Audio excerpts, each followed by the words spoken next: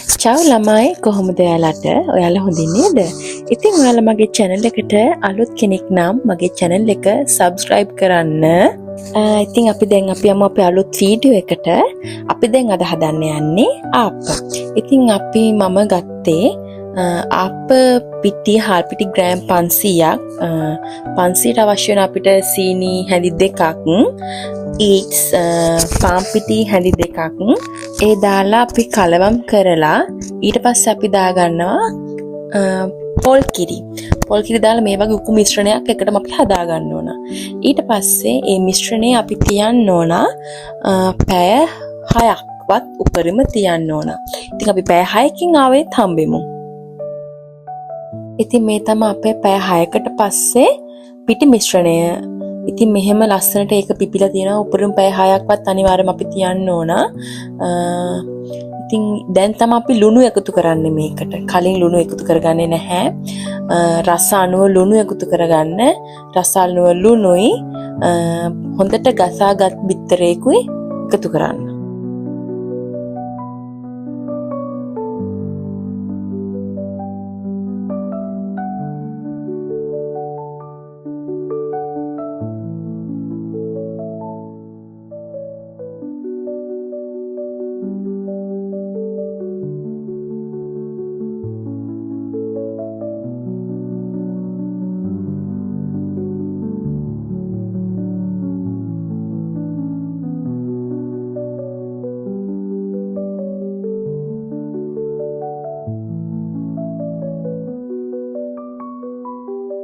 ඉතින් අපි මෙතනට ඔක්කොම අමුද්‍රව්‍ය දාලා හොඳට කලවම් කරගත්තාම අපිට එන්නේ ගොඩක් තික් බැටර් එකක්.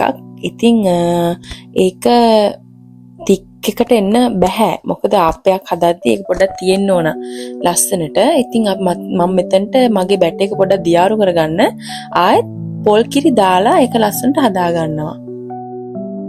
දැන් එහෙනම් අපි යමු ආප්ප හදන්න.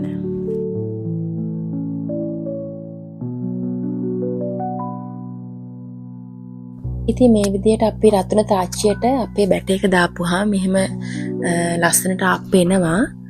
එහෙම ආවිල්ලා අපි තප්පර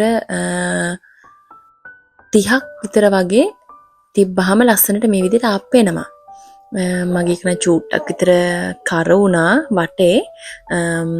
ඔයාලා එහෙම කරගන්න එපා. හොඳට බලන්න.